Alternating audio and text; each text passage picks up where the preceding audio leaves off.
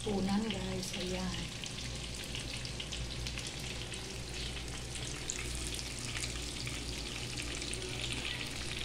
Chicken nuggets.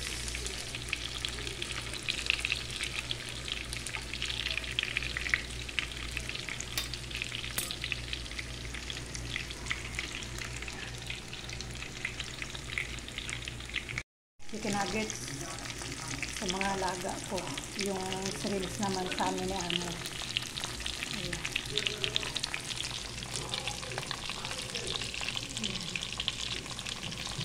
Ayan, hapunan. Simpleng hapunan lang guys. Bigay sa atin problema yung tayong ulam, yung kanin. Dito ganito lang.